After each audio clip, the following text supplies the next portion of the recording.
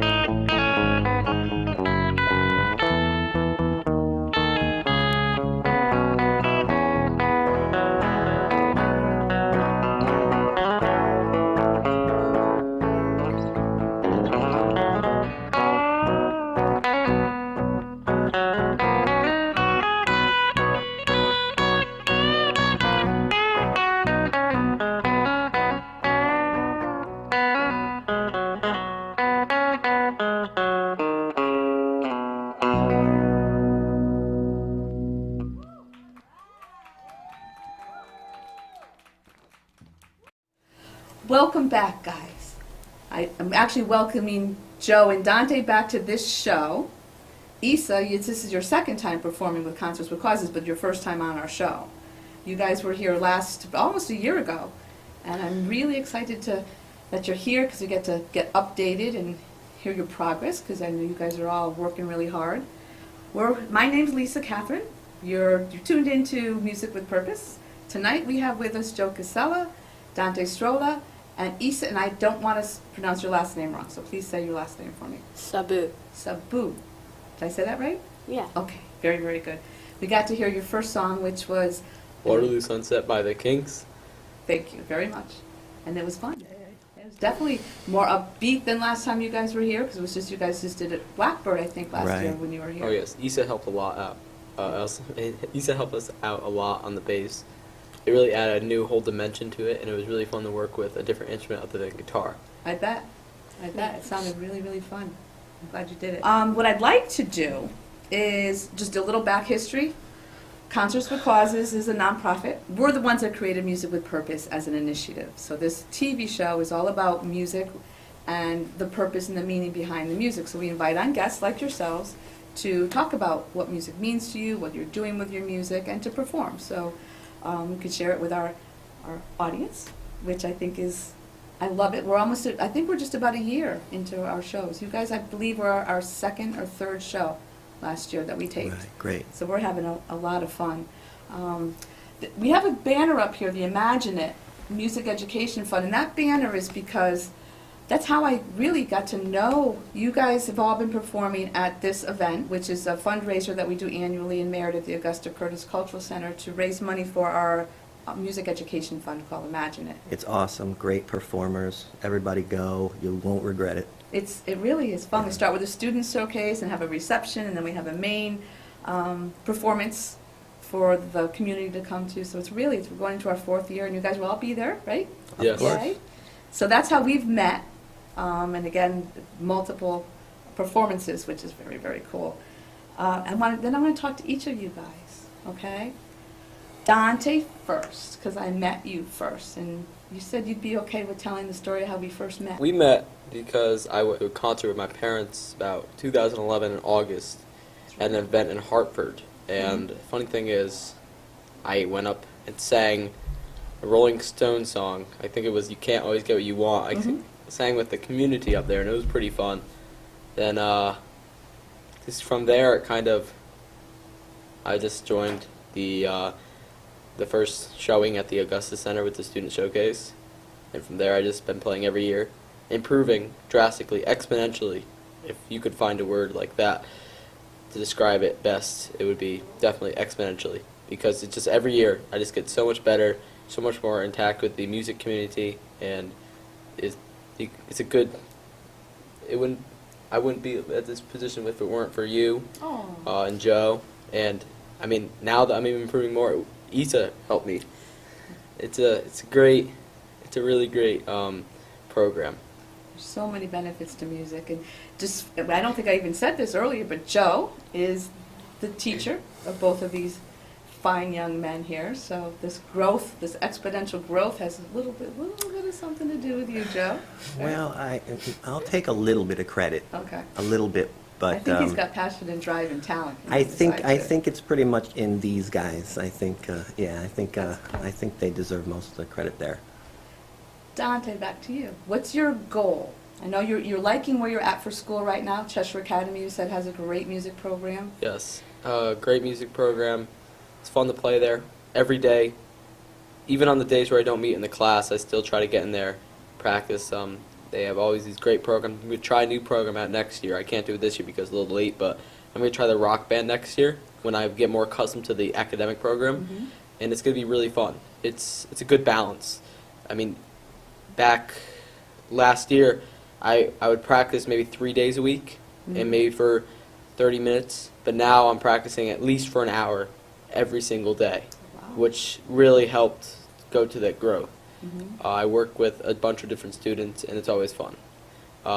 Then every Saturday, though, I look forward to at 10:30, now 11, I meet up with Joe, and we talk about what I learned at school that week theory-wise, and then we also just kind of jam out. My goal is really just to become the best musician. I've been working on a little bit, become better at improvisation, which has been like my main thing. I like lead guitar. I've also been working on rhythm guitar and finger picking, because I feel like it's better to be well-versed in something that you are very powerful about, and that's guitar. I've learned a little bit of bass, and that also helps out a lot. So I think to simplify it, my goal is just to become a more diverse guitar player, and also kind of dip my feet in the pool of other instruments. Did I hear saxophone, or didn't you play? Oh, I played saxophone for a little bit. I Okay. want to get back into that because that's also a fun instrument. But I think right now, I really want to focus on the stringed bass and guitar. Okay. I'm actually quite interested in learning a little bit of piano because it has other things that could strengthen my portfolio for music. When I met you, you were shorter than me, which doesn't take a lot. Now you're taller than me. So much fun to hear you. Watching you improve is just just very rewarding. I'm very, Yes. very proud of you. And I've never been more glad to do it here. Oh, thank you. Thank you. It's nice to know that putting together this vehicle, and Concerts with Causes as the organization is the big, like the umbrella, the mother of everything, but this show and the Augusta Curtis event with the opportunity for musicians young and older to showcase, I think it's great for everybody, for me, for the community, for you guys. Great. So I'm glad you're having a good time and appreciating it. Thank you. Eesa, you're next.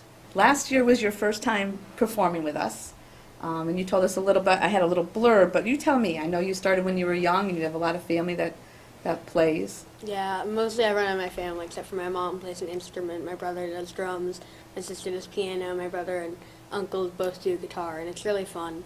Do you ever get all together and jam?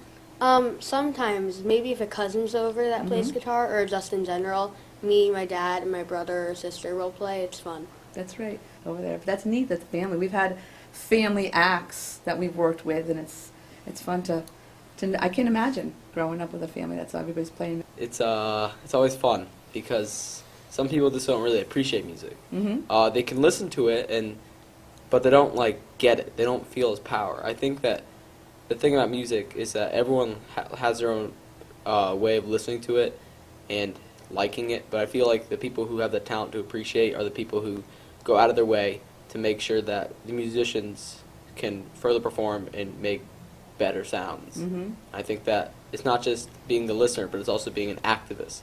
Issa, what's your favorite part of playing music? Everything. It's really fun, and I like the rhythms of certain songs, and sometimes songs can be really meaningful too. Nice. And there is.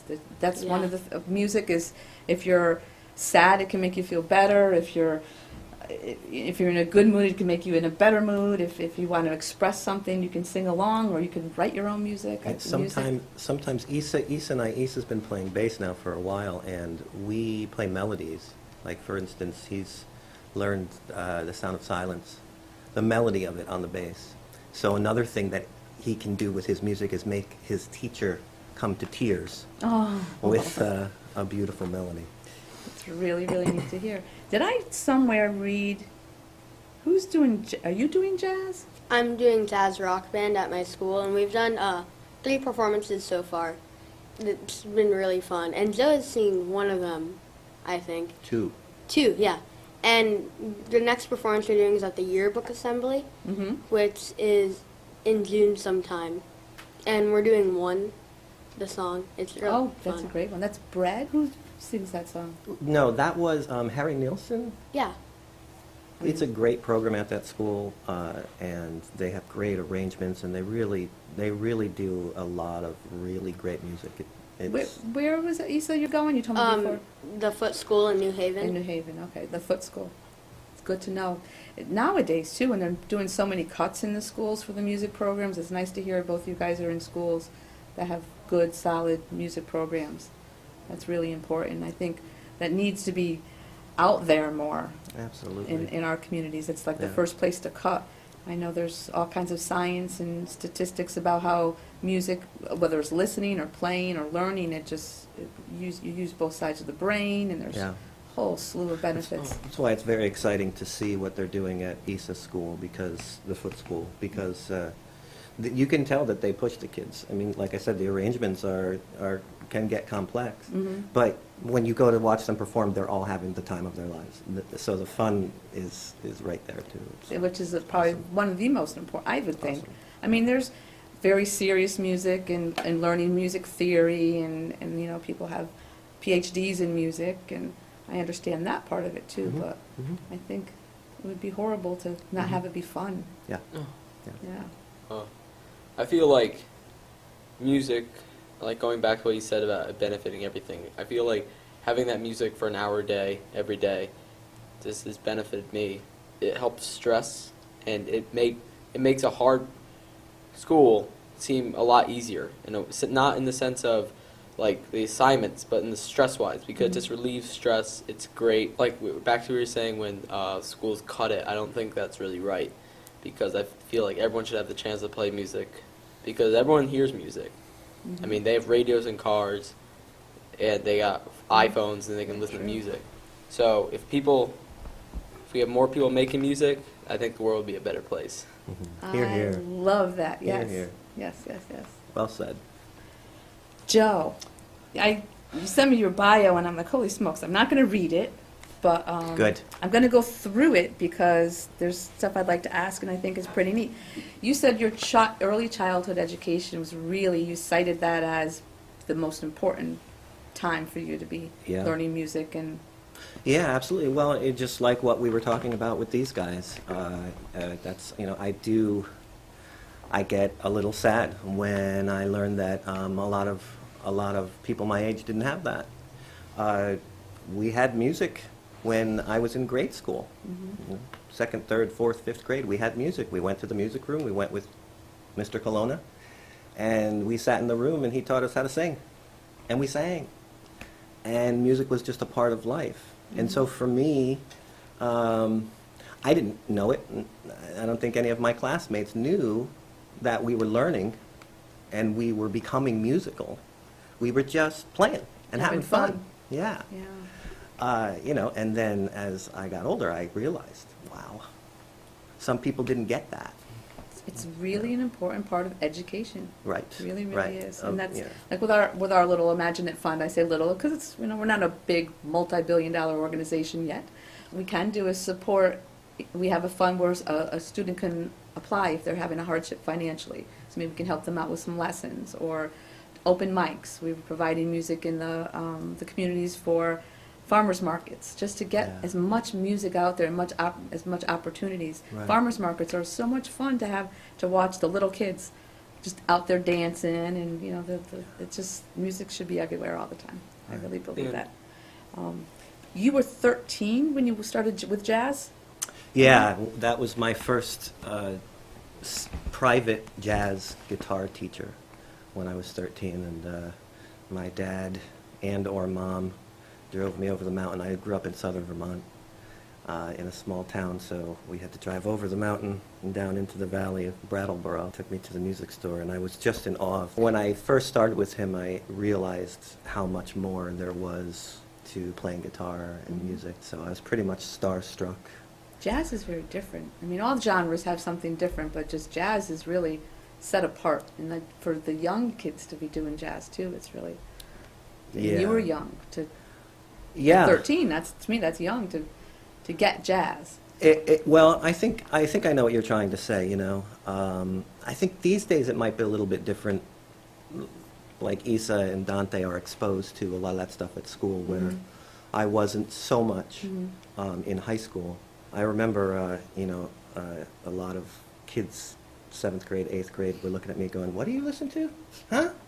You know, I said, "Hey, this is great stuff. You got to check out this guitarist. He's amazing. He's amazing. I don't hear the guitar." You know, but it's all about, you know, exposure and listening. I think listening, like Dante said, listening is a big part of it. Mm-hmm.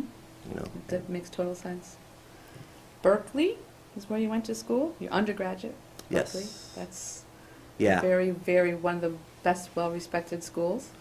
for It music. is. It is. And still going strong. When I was there in the 80s, the late 80s, it was about 2,000 strong. Now it's probably quadruple that. Really, recording studios. You have on your bio that you've both coasts. You've done recording work with some nice names here too. And Yeah. So that's a whole other aspect of music is recording. I can only imagine. I've spent a little time in the recording studio with one of our performers, and I was really in awe of what goes in. I mean, just like, okay, just keep doing the eighth note. You know, like, Right. I mean, there's just so many layers when you're recording music. So Right. Well, yeah. It's a very different sort of experience, and you know, I suppose the end result you could say is the same, right? To make a great piece of music that people are going to enjoy in one way or another. When you're playing live, it's right there, and you go, and the energy of the audience moves you to play better and back and forth. And in the studio, it's a completely different thing. But it is an amazing experience. In fact, that gives me a good chance, a little segue, if I may, to say how great it is here in this studio. you're playing now in bands. Yeah. You've been playing bands, but I don't- Yeah. Yeah, well, I'm doing, it's my work. So I do it, as much of it as I can. And I've got 3 little outfits, I suppose you could call them, that work as much as possible in the southern Connecticut area. Okay. And these guys too, get to hear more of them. Any last, you know, what the show is about, and what Imagine It's all about, and Concerts with Causes is about. Any other opinions of how you feel music is beneficial, or any recommendations or advice for people that always wanted to play but didn't know how to get started, or Well, last thoughts? Yeah, last thoughts. I know we don't have 3 hours, because I could talk about it for 3 hours. But I got a gig, so I got to go. But in short, what I would say, if somebody wants to get into music or play music, they should listen to music. And to be more specific, I'll say this. Saturday morning, leave your phone off, leave the TV off, put on any music you like, and make breakfast, and listen to the music with your family, your kids, or alone if you're alone, and have the music on. But it can't be on the phone. It can't be Or from the computer, iPhone. It or- can't be on the computer, no. Okay. It has to be, I mean, it can come from the computer, Okay. that's fine, it can be digital. Right. But it has to be on a speaker system where you can actually hear all of the music. Listen. Put it on in the car, you know. Mm-hmm. Stop for a second and listen. That's how you can become a musician. That makes total sense to me. Yeah. And even if we're not going to become musicians, we can be even better appreciators when we listen. Well, you know, I mean, yeah, I think we're all musicians. It's, you know, it's just whether or not we're listening. There you go. You know. I like it. Thank you guys so much for being here. I love it. Like you said, we could go on for hours, and I know you guys have inspired our audience to, because you're improving and you're passionate and you have a lot of great things that you share with us today. Thank you so much. Thank I know you. we're going to end the show with Dante doing a solo, so we're excited about that. For now, I'm going to say goodbye till next time we have another episode of Music with Purpose.